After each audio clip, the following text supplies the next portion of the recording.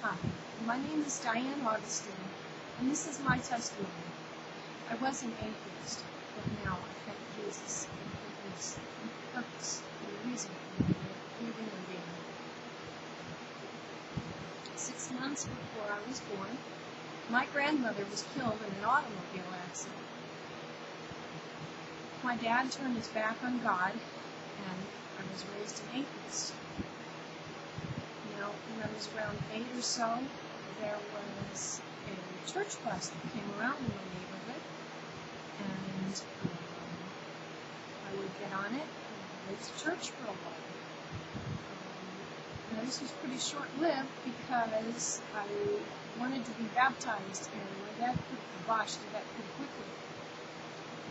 He forbid me to go back and being at such a young age, I knew if he threw me out of the house, I would really be in a world of hurt. So I obeyed him in that, and I think that's the biggest regret I have in my life.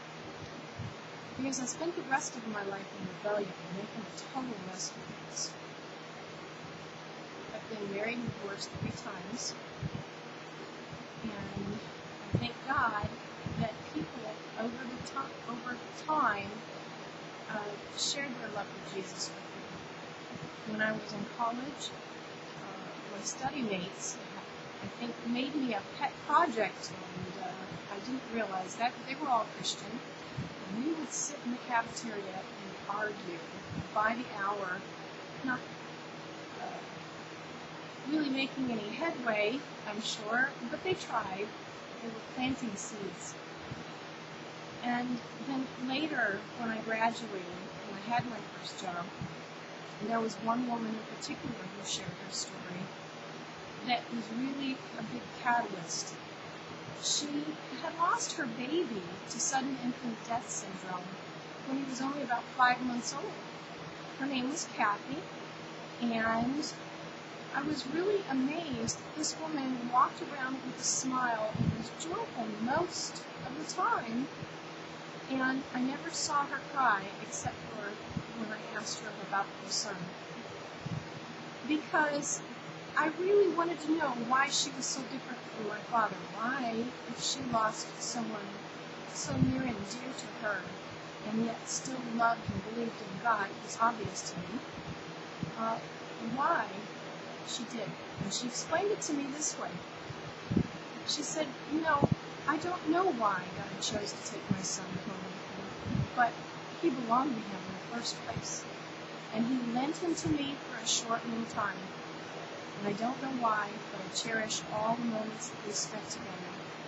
And I know that in the end, where I'm going, I'll get to be together with him again. And that is a far longer length of time than the time I will spend here on earth. Because that's forever. And that made a whole lot of sense to me. I compared her attitude and her happiness with my own father, who seemed pretty miserable. As a matter of fact, we used to joke and call him Ebenezer when we were growing up. Or Fred Flintstone sometimes. Anyway, that really hit home for me. And it probably wasn't long after, maybe 6 months after, that I was baptized in the Catholic Church. Now, it's been a long road. I don't believe that a baptism, when you just have a small bit of water poured on your head, really brings you into God's family the way it should be, the way it should happen.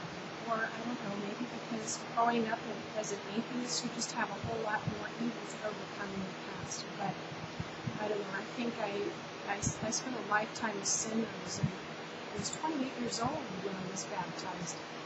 And, I had a lot of things that I'd done wrong, and I don't think they were all washed away.